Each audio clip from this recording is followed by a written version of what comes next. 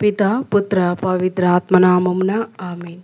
ప్రియ స్నేహితులారా, మీ అందరికీ దేవుని యొక్క ఆశీస్సులను తెలియజేస్తూ నవంబర్ 4వ తారీఖు మంగళవారం ఈనాటి దివ్య బలి పూజ పట్టణాల ధ్యానాంశానికి మిమ్మల్ని అందరినీ కూడా ప్రేమతో ఆహ్వానిస్తూ ఉన్నాను.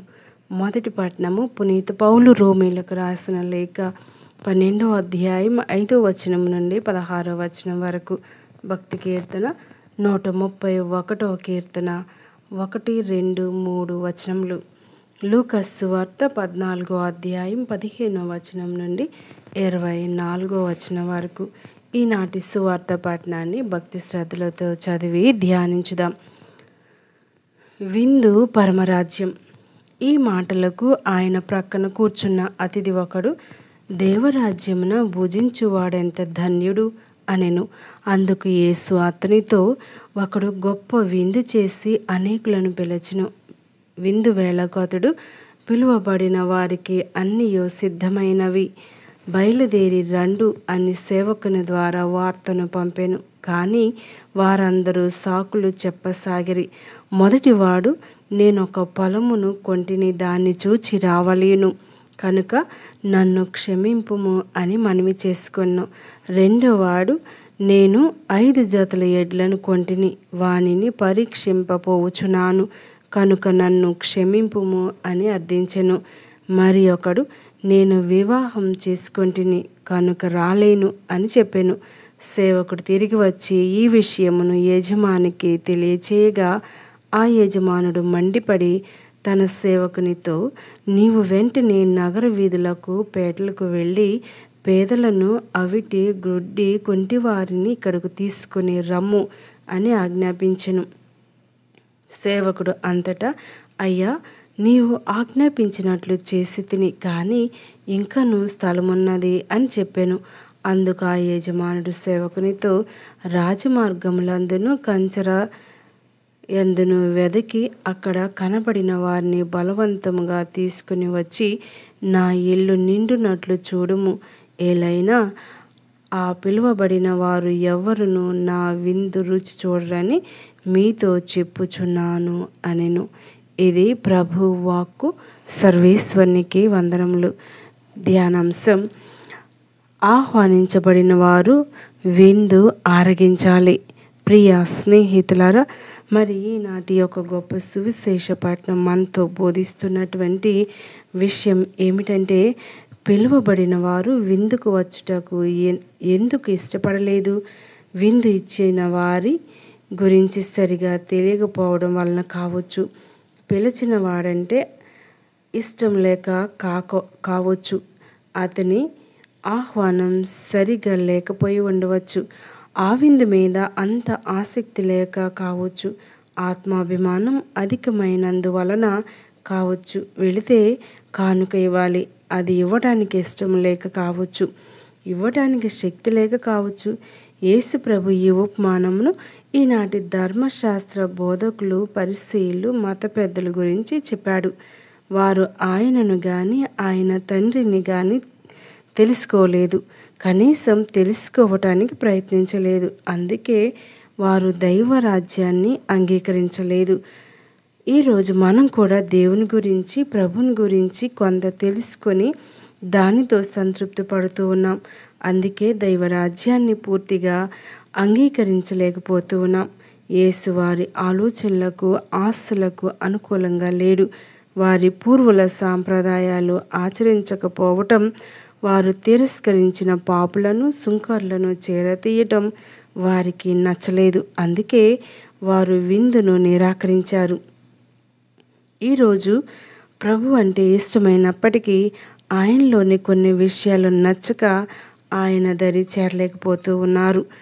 ఆనాడు వారి దృష్టిలో యేసు ఆహ్వానం సరిగా లేదు.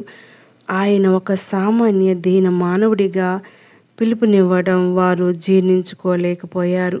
వారు ఊహించినట్లు, నిరీక్షించినట్లు గొప్ప రాజుగా వచ్చి పిలుపునిస్తే అంగీకరించేవారేమో. ఈనాడు కూడా యేసు దీనత్వం, నిరాడంబరత్వం, పేదరికం, సేవ, సిలువ ఎవ్వరికీ నచ్చడం లేదు. మోషే ధర్మశాస్త్రమే సర్వస్వంగా సంపూర్ణమైనదిగా భావించుకొని దాన్ని మించినది లేదని సంతృప్తి చెంది సువార్త విందును తిరస్కరించారు.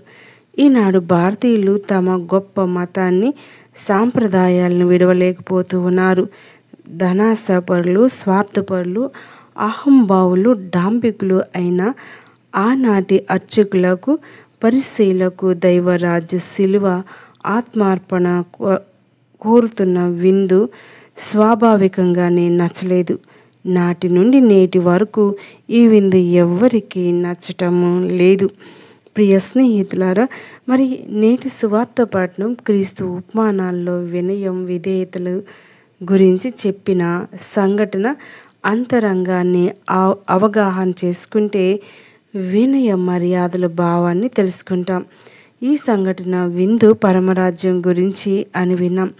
విందు పెద్దకు గౌరవ మర్యాదలు, పేరు ప్రతిష్టలు ముఖ్యం.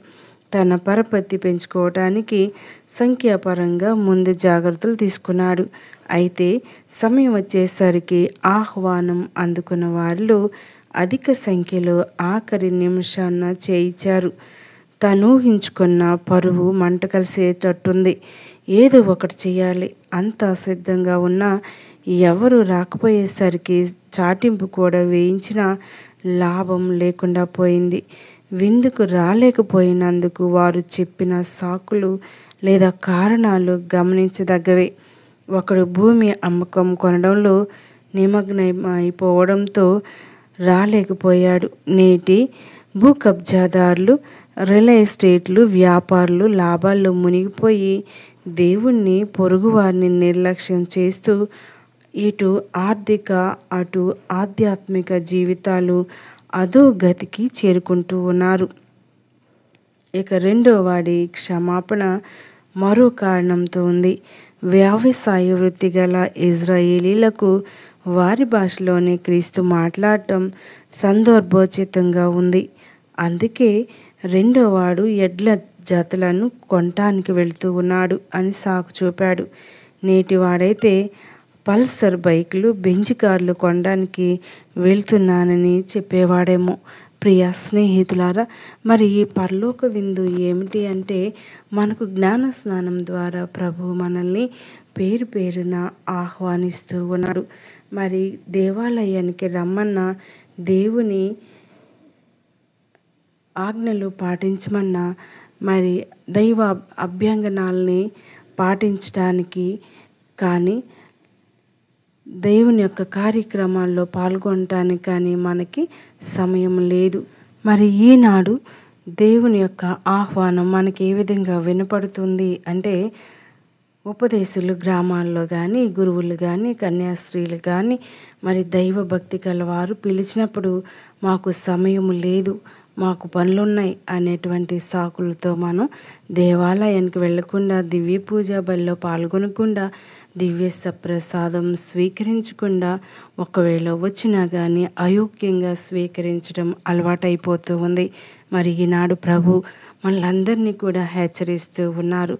ఆ దివ్య విందును చేరుకోవడానికి కావలసిన అర్హతను కూడా దయచేయమని, ఆ దివ్య విందును ఆరగించటానికి, స్వీకరించడానికి కావలసిన శక్తిని, బలాన్ని, అర్హతను దయచేయమని వేడుకుందాం. పితా, పుత్ర, పవిత్ర ఆత్మ నామమున.